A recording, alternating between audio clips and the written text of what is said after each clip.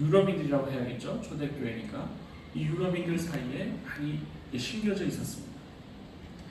예수를 십자가에 못 박은 자들이라는 수식어가 유대인들에게는 붙어 있습니다. 그래서 이 유럽은 오늘날까지도 이 안티세미티즘이라고 하는 반유대주의 사상이 굉장히 팽배한데요. 반유대주의적인 사상을 누가 처음에 뿌리내리게 했느냐? 안타깝게도 우리 교회의 교부들이었습니다. 우리가 존경하는 성 어거스틴, 또 우리가 중세시대 때 그토록 추앙하는 마틴 루터 같은 이런 위대한 인물들조차도 반유대주의적인 사상을 설파했습니다. 마틴 루터는 유대인들과 그들의 거짓말에 관하여라는 소책자에서 유대인들은 예수를 죽인 자들이고, 그래서 우리가 유대인들을 죽여도 된다라는 그런 면죄부를 선포하기도 했습니다. 우리가 오늘날 마틴 루터를 생각할 때는 상상도 할 수 없는데, 그만큼 이 유럽 안에 유대인들을 증오하고 멸시하는 이 사상이 굉장히 널리 퍼져 있었다는 것입니다. 십자군 시대를 우리가 돌아보면, 십자군 때는 로마 교황이 이 성지를 회복하기 위해서, 모슬렘들로부터 성지를 탈환하기 위해서 군대를 모집하고 그 십자군을 이스라엘로 파견할 때 십자군들이 일부러 유대인 마을들을, 유럽에 흩어져 있는 유대인 마을들을 지나갑니다. 그 마을들을 노략질하고 약탈하면서 진격해 나가죠. 그러면서 남성들을 죽이고 여성들을 겁탈하였습니다. 그래서 유대인 마을들마다 아버지를 알 수 없는 아이들이 태어납니다. 그래서 유대인 사회는 십자군 때부터 모계 사회가 되었습니다. 어머니가 유대인이면 자녀가 유대인이다 라는 전통이 그때부터 시작이 되었습니다. 그런 것처럼 이 유대인들이 참으로 고난의 역사, 피해의 역사, 정말 고통의 역사를 2000년 가까이 겪어왔습니다.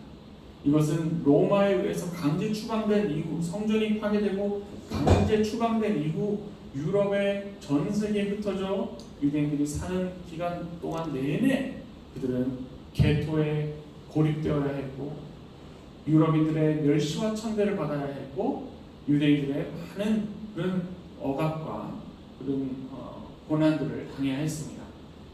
우리가 잘 알고 있는 셰익스피어의 이야기 중에도, 베니스의 상인에도 유대인을 굉장히 아주 나쁜 이미지로 묘사를 하고 있지 않습니까? 이게 우연이 아니라 이 유럽인들 사이에 깊이 뿌리 내린 유대인들은 아주 나쁜 놈들이다. 우리 예수님을 죽인 놈들이다. 그리고 그들은 그 피를 자기에게 돌리라고 했다. 우리가 그들에게 복수하는 것은 당연하다, 마땅하다, 쟤들은 벌받을 만한 짓을 했다. 이렇게 면죄부를 주었다는 것입니다. 그 정점을 찍은 역사적인 사건이 있습니다. 바로 세계 2차 대전을 일으킨 독일의 나치 히틀러 정부가 바로 유대인을 성인만 600만 명을 박살할 때, 그때 이 독일 교회가 그것을 묵인해 줬다는 것은 우리 교회의 정말 뼈아픈 역사가 아닐 수 없습니다. 히틀러가 그렇게 유대인들을 가스실에서 또한 불로 태워서 한줌의 죄로 정말 태워버릴 때 한마디의 목소리도 내지 않은 독일 교회, 유대인들은 괜찮아, 쟤들은 죽어도 돼 라고 하는 은연중의 인식이 이 독일 교회 안에도 깔려 있었다고 볼 수 있습니다. 이것은 하루아침에 생겨난 인식이 아니라 정말 수백 년, 천년 그 이상에 걸쳐서 형성된 유대인들을 향한 증오의 사상이 뿌리내리고 있었기 때문입니다. 오늘 저희가 로마서 11장 11절에서 14절 말씀을 이제 한번 보려고 하는데요. 그 말씀 중에 11절 말씀을 보면 이런 말씀이 있습니다. 그러므로 내가 말하노니 그들이 넘어지기까지 실족하였느냐? 그럴 수 없느니라. 그들이 넘어짐으로 구원이 이방인에게 이르러 이스라엘로 시기나게 함이니라. 이 말씀을 보면 하나님께서 이스라엘을 택하시고 장자로 택하시고 이스라엘 통해서 하나님의 역사를 이루어가시기 원하셨지만 이스라엘이 그것을 잃어버렸을 때 촛대가 다시금 적부침받은 우리 이방인들에게로 옮겨졌고 그래서 이스라엘이 버림받은 것처럼 보이지만 사실은 버림받은 것이 아니라 하나님은 그 아픈 손가락인 이스라엘을 다시금 구원하시고 회복시키신다는 말씀이 오늘 이 로마서 11장 말씀에 기록되어 있습니다. 자, 그런데 어떻게 구원하시느냐? 11장 11절에 바로 이방인으로 하여금 이스라엘을 실gin하게 한다라는 것이 하나님의 계획이라는 것입니다. 이것을 바울 사도는 깨달았고 자기가 이방인들에게 복음을 전하면서도 여전히 자신의 본류인 그 형제인 유대인의 복음을 위해서 본인이 이방인에게 복음을 전하는, 그래서 이방인으로 하여금 다시금 유대인들이 시기하여서 복음을 받아들일 수 있도록, 이 복음이 얼마나 좋은 것인지, 이 복음이 얼마나 하나님의 큰 축복인지를 알고 우리가 먼저 믿었는데 우리가 받을 축복을 이방인이 먼저 누리고 있는 것에 대해서 시기하여서 유대인들이 이 복음을 받아들이게 될 것이다라는 하나님의 이 놀라운 청사진을 바울 사도는 미리 내다보고 이 말씀을 하고 있는 것입니다. 그런데 앞서 제가 설명드렸듯이 이 이방 교회가 유대인들을 시기하게 했나요? 시기하게 하지 못했죠. 오히려 그들을 핍박하였고 예수님의 얼굴에 먹칠을 하였고 오히려 그래서 유대인들이 예수님을 미워하고 기독교를 미워하고 교회에 대한 반감이 있도록 조장하고 말았습니다. 제가 어린 시절 이스라엘에서 이제 유치원부터 대학까지 성장을 하면서 특히 초등학교 때는 아이들이 이게 철이 없잖아요. 그러니까 이 초등학생들이 십자가를 보면은 아주 그냥 놀림감이 되고 조롱거리가 됩니다. 저는 이제 기독교인이니까 저희 집에도 놀러 와보면 아이들이 벽에 십자가가 달려있는 것을 보고 또 제가 가지고 있는 성경책에 십자가 표시가 되어 있는 책도 보았고, 그러니까 그 아이들이 학교 가서 야 쟤는 예수님 믿는 자야, 예수 믿는 애야 그러면서 이렇게 비아냥으로 조롱하던 소리들을 초등학교 때는 듣기도 했습니다. 유대인이 어느 정도로 이 기독교를 싫어하고 반감을 가졌냐면 초등학교 때 덧셈 뺄셈을 배울 때 더하기 표시를 우리는 십자가 모양으로 하지 않습니까? 유대인들은 이 십자가 모양을 표시하지 않기 위해서 이 덧셈 표시에서 아랫부분은 잘라버리고 우리 한글에 오자 있잖아요. 오처럼 표시를 합니다. 덧셈을. 그 정도로 유대인들이 십자가 하면은 아주 치를 떠는 그런 그들의 이 오랜 세월 그들이 겪어왔던 이 아픔이 그 작은 우리가 생각할 때는 유치하다고 생각할 수도 있겠지만 그거 안에는 그런 긴 역사가 또한 담겨 있다고 볼 수 있습니다. 이렇게 유대인들이 기독교에 대해서 마음이 많이 닫혀 있고 또 교회에 대해서 반감이 많이 있었던 그 어린 시절을 살면서 참 이 유대인들에게 어떻게 복음을 전해야 되는가? 이들은 사실 성경도 웬만한 교회 다니는 분들보다 더 잘합니다. 왜냐하면 성경이 자기 것이니까요. 물론 신약 성경은 읽지 않지만 구약 성경은 늘 그들이 달고 사니까 구약 성경은 잘 알고 있고 누구보다도 지식적으로는 성경에 대해서 우리보다 모자람이 없는 사람입니다. 그리고 유대인들은 또한 선민 사상을 가지고 있습니다. 이 선민의식이라고 하면 우리는 하나님의 택함받은 민족이고 하나님께서 우리를 특별히 선택하셨다라고 하는 그런 어떤 우월주의라는 것이 있습니다. 유대인들한테. 그래서 그들이 은연중에 이 이방인들, 특히 동양인들이나 저 이렇게 좀 가난한 나라에서 오는 사람들은 조금 무시하는 경향이 있습니다. 그런데 어떻게 유대인들에게 이방인인 저희가 복음을 전할 수 있느냐? 라는 이제 두 번째 질문으로 이어지겠습니다. 그렇다면 이렇게 기독교에 대해서 반감이 많은 이 유대인들에게 우리가 어떻게 선교해야 하고 어떻게 복음을 전해야 하는가. 이스라엘 안에는 유대인들도 살지만 팔레스타인 사람들도 살고 있습니다. 이 팔레스타인 지역에 선교를 하다가 하는 그 선교의 역사를 보면요, 죄송하지만 팔레스타인 선교는 실패한 선교의 좋은 예가 됩니다. 어떻게 그러냐? 이 팔레스타인 선교는 외국인 선교사들이 팔레스타인 지역이 낙후되어 있고 가난한 지역이니까 그 지역에 들어가서 물질 선교를 했습니다. 잘 사는 선진국들에서 물질을 지원받아서 물품을 제공하고 먹는 것, 입는 것, 의식주를 막 해결해주는 그런 물질 선교를 했습니다. 그러다 보니까 이 팔레스타인 사람들이 속된 표현으로 거지 근성이 생긴 겁니다. 공짜만 기대하게 되는 거예요. 그러니까 한국인 선교사들이 와도 그들을 어떤 복음을 전하는 사람보다는 물주로 여기게 됩니다.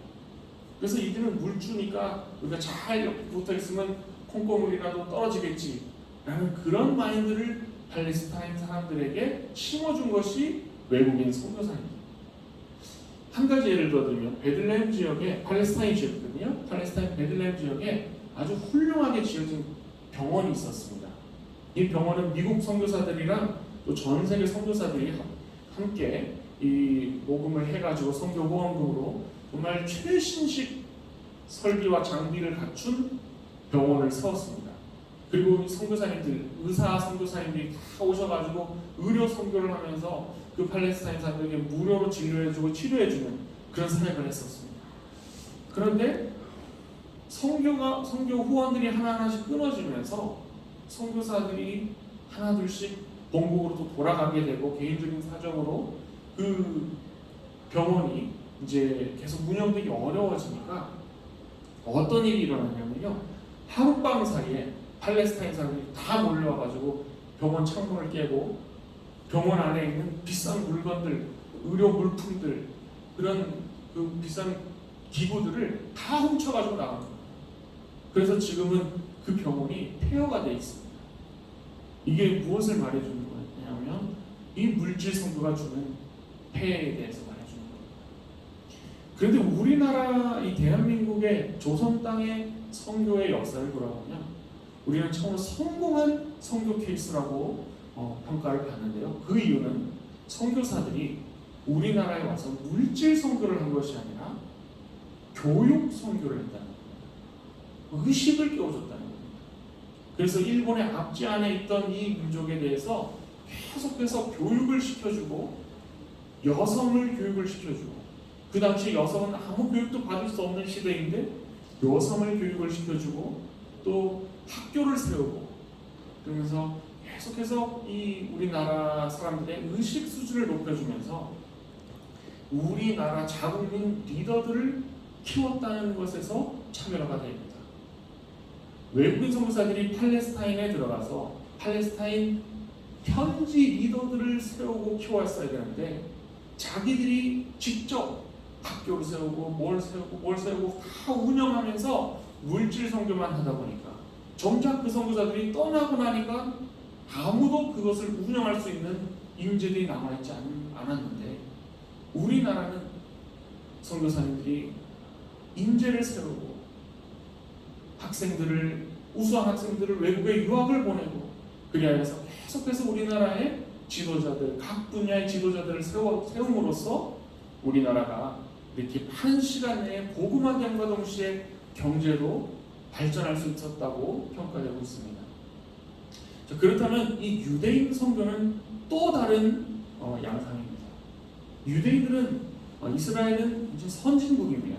선진국이고요, 핵도 보유하고 있고요, 그리고 최첨단 기술과 IT 산업의 선두주자입니다. 국민소득은 이미 우리나라보다 훨씬 높습니다. 4만 불이 넘어갑니다. 이런 이 유대인들을 어떻게 선교해야 될까? 물질 선교 당연히 안 되죠. 또 우리가 그들을 가르치려고 하는 것도 어렵죠. 왜냐하면 서민의식이 있으니까. 그렇다면 이 유대인들을 우리가 선교할 수 있는 좋은 방법 중에 하나는 바로 유대인 메시아닉주 리더들을 키우는 겁니다.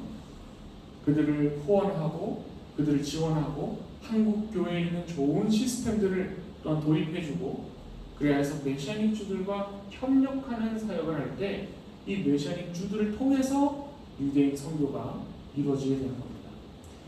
이스라엘은 법적으로 선교가 금지되어 있는 국가입니다.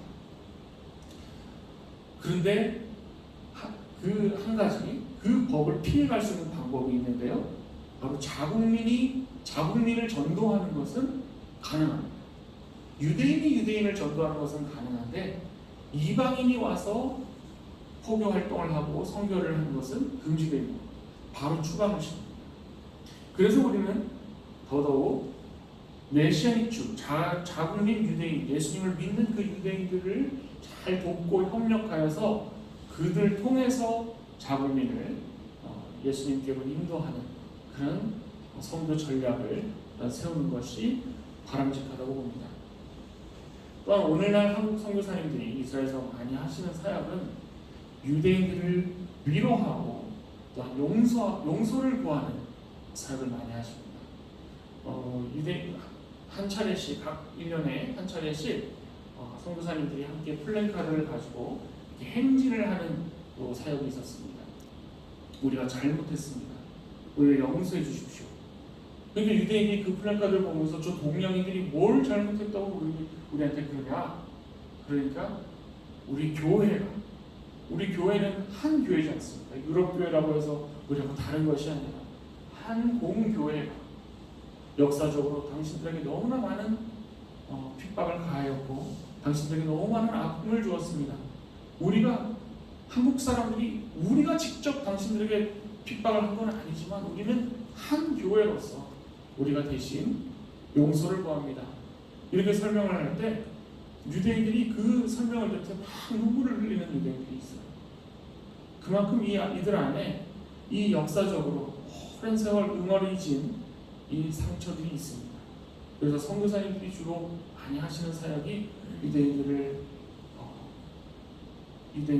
품고 유대인들이 다시금 이렇게 교회에 대해서 좋은 인식을 가질 수 있도록 그들에게 이제 베푸는 사역, 섬기는 사역, 용서를 구하는 그런 사역들을 많이 하십니다. 저는 10년 전이죠. 10년 전에 장래신학대학교 신대원에 들어와서 이제 신학을 공부하기 시작할 때 기도를 많이 하시는 한 목사님께서 저를 보시더니 유대인 랍비들을 전도할 사람이라고 이러시는 거예요. 이게 장난스럽게 하시는 말씀이 아니라 굉장히 어떤 그 통찰력을 가지고 예언 같은 말씀을 하셨습니다. 그때 제 마음속에 순간 좀 거부감이 들었어요. 무슨 말이야? 나는 한국 교회를 위해서 또 이제 사역하고 내가 자라온 그 배경을 통해서 난 한국 교회에 어떻게 내가 또 기여할 수 있을까 그런 고민들을 가지고 신학교에 왔는데 유대인 랍비들을 전도할 하나님의 사람이다 이런 말을 들었을 때 잘 이해가 되지 않고 조금 거부감이 들었습니다. 근데 얼마 지나지 않아서 어린 시절 제가 기도해왔던 그 기도가 하나님께서 생각나게 하시더라고요. 어떤 기도를 제가 했었냐면 초등학교 1학년 때 유대인 아이들한테 그때는 너무 철없는 아이들이니까 그때만 해도 이스라엘 동양인들이 많이 없었어요. 저희 가정이 거의 한국인으로도 유일한 한국인 가정이었고 그러다 보니까 이 유대인들에게는 굉장히 낯선 거예요. 그러니까 눈을 찢고 막 차이나 그러면서 막 놀리고 침뱉고 막 이렇게 해코지를 하던 그 어린 시절이 있었습니다. 그 1학년 때 제 안에 그 잊혀졌던 기억이 나는 게 밤마다 이렇게 저녁마다 가정 예배를 드릴 때 또 잠자리 들기 전에 이렇게 기도할 때 꼭 빼놓지 않고 제가 했던 기도가 있었습니다. 하나님, 이 유대인 친구들도 예수님 믿고 같이 천국 가게 해주세요. 그 기도를 했던 기도를 생각나게 하시더라고요. 하나님께서 나를 정말 우연히 이스라엘로 가게 하셔서 부모님 밑에서 2살 때부터 이스라엘에서 자라게 하시고 우연히 나를 유대인들과 같이 학교를 다니게 하시고 우연히 하셨을까? 결코 그렇지 않다라는 것을 다시 한번 생각하게 됐습니다. 하나님께서 계획이 있으시고 뜻이 있으셔서 나를 이스라엘 땅에 나의 계획, 나의 뜻과는 무관하게 부모님의 손에 이끌려서 이스라엘에 가서 자랐지만 하나님의 계획 안에서 하나님께서 나를 그 땅에 보내시고 그 이스라엘에서 성장한 그 경험을 토대로 또한 내가 한국교회를 위해서 할 일도 있지만 또한 하나님께서 나를 부르셨던 그 제2의 고향인 이스라엘에서 또한 나의 사역이 또한 있겠구나 라는 그런 깨달음을 얻게 됐습니다. 그러면서 오늘 이 바울이 고백하고 있는 이 말씀을 다시 한번 묵상하게 됩니다. 이는 혹 내 골육을 아무쪼록 시기나게 하여 그들 중에서 얼마를 구원하게 합니다. 제 골육은 아니겠죠. 유대인들하고 피는 섞이지 않았지만 유대인과 함께 자라면서 이스라엘에서 산 시절이 한국에서 산 시간보다 더 긴 저로서는 제2의 모국이 되고 제2의 고향이 되는 그 이스라엘 땅에서 제가 하나님께서 나를 그 땅으로 부르셨던 그 이유는 다시금 그들 중에서 얼마를 구원하려 하시는 그 계획이 있지 않을까라는 생각을 하게 됩니다. 오늘 철성교회에서 이렇게 말씀을 나누면서 짧은 시간이지만 유대인들이 왜 예수님을 믿지 않는가? 왜 유대인들은 자신의 조상인 예수님을 주님으로 받아들이지 않는가? 이에 대한 역사적인 고찰을 한번 성찰을 해보면서 우리 교회가 잘못해서 그랬구나. 예수 믿은 자들이 먼저 믿은 자들이 유대인들을 시기나게 하지 못하고 그들을 박해하고 핍박하여서 오히려 그들로 하여금 기독교에 대해서 반감을 갖고 거부감을 갖게 했구나. 그 원인이 교회에 있었구나라는 것을 생각해 보면서 오늘날 유대인을 어떻게 우리는 섬겨야 할까? 다시금 그들에게 돌아가서 교회에 대한 좋은 인식을 다시금 심어주고 교회는 사랑의 종교다. 교회는 사랑을 전하는 그런 공동체라는 것을 그들에게 다시금 심어주고 그들에게 용서를 구하고 교회에서 정말 이 마지막 때에 정말 하나님께서 계획하시는 이 이방인의 충만한 수가 가득해서 또한 유대인이 온 이스라엘이 구원을 받는 놀라운 그 역사를 또 우리가 모두가 보기를 원합니다. 그를 위해서 또한 저는 이스라엘로 돌아갈 준비를 하고 있고요. 이번 여름에 이스라엘로 출국을 하려고 합니다. 마침 코로나도 하나님께서 잠재워 주셔서 이제 이스라엘로 자유여행이 열렸고 성지순례도 다 열렸습니다. 그래서 이제 하나님께서 나보고 가라고 하시는 그때가 되었나 보다라는 그런 생각을 가지면서 준비를 하고 있습니다. 우리 철성교회 우리 선배님들께 부탁드리고자 하는 것은 이스라엘을 위해서 기도해 주십시오. 이스라엘의 회복을 위해서 믿는 자들이 더해질 수 있도록 900만이나 되는 유대인들 중에 3만 정도밖에 되지 않는 이 메시아닉 주들을 통해서 정말 하나님께서 어떤 일들을 이루실지 우리가 알 수 없는데 성령께서 지금 이스라엘에서 강력하게 역사하고 있다는 것을 우리가 많은 간증을 통해서 볼 수 있습니다. 이 유대인들은 이성적으로는 이미 고등학문을 다 공부한 사람들이고 성경도 잘 아는 사람들이고 하기 때문에 이성적으로 이들을 설득하고 예수님을 믿도록 이렇게 어떻게 논리로 믿게 할 수 있는 것은 아니거든요. 결국은 성령께서 강력하게 역사하실 때 그들이 뒤집어지는 그런 역사들이 오늘날 많이 일어나고 있습니다. 몇 가지 예만 좀 들어드리면 이스라엘에 1년에 한 차례씩 뉴에이지 페스티벌이 열립니다. 이 뉴에이지 페스티벌이 그 이스라엘의 청소년들이 많이 공허합니다. 이 종교가 이렇게 제 역할을 못하기 때문에 그래서 이 청소년들이나 청년들이 1년에 한 차례 이 해변가에서 뉴에이지 페스티벌을 거대하게 하는데 수만 명이 가요. 근데 그게 일종의 어떤 일탈하는 그런 축제 기간인데 그때 이렇게 그런 개인 천막 안에서 마약도 하고 이렇게 그런 음란한 행위도 하고 그러면서 이렇게 한 일주일간 광란의 시간을 보내는 그 축제 기간입니다. 근데 그 기간에 이 메시아닉 주들이 팀을 짜가지고 뉴에이지 페스티벌 기간에 들어갑니다. 그래서 이 메시아닉 주들이 가서 이 마약하고 있는 그 청년들 붙잡고 예수님에 대해서 전하고 하는데 이렇게 뛰어난 말솜씨나 논리로 전하는 것이 아니라 예수님께서 너를 사랑하신다 라는 그런 복음, 아주 원초적인 그냥 그 복음만, 원 복음만 전하는데 놀라운 일들이 일어납니다. 그 복음을 전하는 순간 확 넘어지고 쓰러지고요, 기절하고요, 성령을 바로 그 자리에서 받고요, 막 그런 일들이 일어나서 뉴에이지 페스티벌을 한번 하고 나면 메시아닉 주 교회가 부흥을 합니다. 그런 놀라운 성령의 역사들이 일어나고 있고요. 저희 가정에도 그런 또 아주 신기한 그런 경험이 있었습니다. 저희 가정의 하루는 수영장을 갔습니다. 수영장을 갔는데 저쪽에서 이렇게 수영을 이렇게 기르는 사람이 웃으면서 저희 가정에 다가오는 거예요. 그래서 굉장히 친절한 미소를 지으면서 이렇게 인사를 건네면서 대화를 좀 하고 싶다는 거예요, 저희 아버지와. 그래서 아버지가 이렇게 대화를 하는데 대화를 해보니까 이 사람이 랍비인 거예요. 유대 랍비인데 성령께서 어제 자기에게 오늘 수영장을 가면 한국인 목사를 만날 거라고 알려줬다. 그래서 이게 무슨 일이냐 하면서 이제 자초지종을 들어보니까 이 사람이 굉장히 이제 랍비들이 강경하잖아요. 유대인 어떤 그 유대교를 이끄는 지도자들이니까. 이 랍비가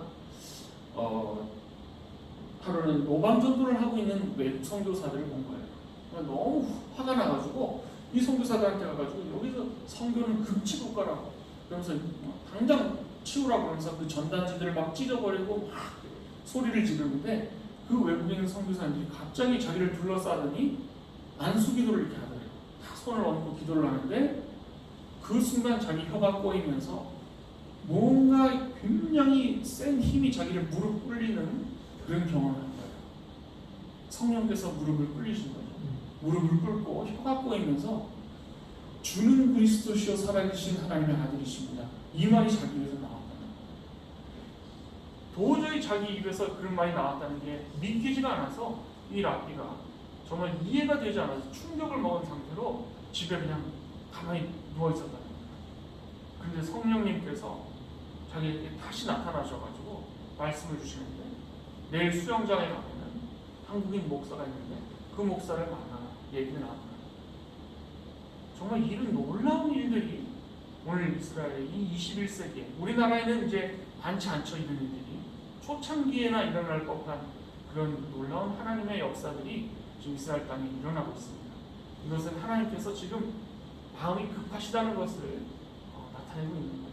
유대인 선교, 이 이스라엘 하나님의 장자가 다시금 하나님께로 돌아오는 이스라엘 복음화에 하나님의 마음이 지금 집중되어 있다는 것을 보여주고 있는 그런 사례입니다. 이스라엘 내에 유대 랍비들이 비밀 모임을 하고 있습니다. 몇 명이 소수인데요. 그 소수 랍비들이 공개적으로 드러내지는 않지만 비밀 모임을 하는데 어떤 모임이냐? 신약 성경 모임을 하고 있습니다. 그 랍비들의 공통점은 다 성령을 받은 사람입니다. 구약 성경을 읽다가 이사야서를 읽다가 성령을 받은 예수님에 대해서 자신이 예수님에 대해서 마음이 열린 것도 아닌데 성령께서 강압적으로 아주 그냥 강력하게 그냥 임해서 예수님을 믿게 된 랍비들이 있습니다. 그런 비밀 랍비들의 모임이 이스라엘에 있고요. 이런 놀라운 성령의 이 마지막 때에 일어나는 역사들이 오늘날 이스라엘에서 일어나고 있습니다. 그래서 부탁드리기는 이스라엘의 복음화를 위해서 기도해 주시되 메시아닉 주들이 더 열심을 내고 또 한국 교회에 또 힘을 얻고 후원을 얻어서 메시아닉 주들이 더 열심히 자국민들을 전도할 수 있도록 기도해 주시고, 성령께서 지금 강력하게 이스라엘 땅에서 역사하고 계신데 그 일을 위해서 또한 한국교회가 더 동참할 수 있도록 기도해 주시고, 또 저도 올해 여름에 이제 그곳으로 갑니다. 또 저를 위해서도 생각나실 때마다 기도해 주시기를 부탁드립니다. 아멘. 이스라엘 위해서 기도하실 때 우리 이 말씀을 한번 같이 읽으면 좋겠습니다. 예루살렘을 위하여 평안을 구하라. 예루살렘을 사랑하는 자는 형통하리로다. 아멘. 이스라엘을 기억하시면서 하나님께서 택하셨던 이 장자, 아픈 손가락, 이 아픈 손가락이 다시금 하나님의 백성으로 회복되는데 그 사역을 위해서 기도해 주시고, 그 일들을 위해서 성령께서 더 단번적으로 역사하실 수 있도록 기도로 후원해 주시기를 주님의 이름으로 부탁드립니다. 아멘. 아버지 하나님, 짧은 시간 동안 이 부족한 종이 또 하나님의 말씀을 또 이스라엘의 선교와 관련하여서 전하였습니다. 하나님, 우리 모두의 마음 가운데 하나님의 마음에 관심을 갖게 하시고, 하나님의 눈길이 머무는 그 이스라엘 땅에 하나님의 관심이 있는 그 유대인 복음화에 또한 우리의 기도와 우리의 후원이 넘어가지게 하여 주옵소서. 하나님, 늘 하나님의 역사가 우리가 알 수 없는 방법으로 일어나고 있는 줄 압니다. 주님, 우리가 이 일에 더욱더 동참하며 또 기도로 함께 참여하는 우리가 되게 하여 주옵소서. 감사드리며 예수님의 이름으로 기도합니다. 아멘.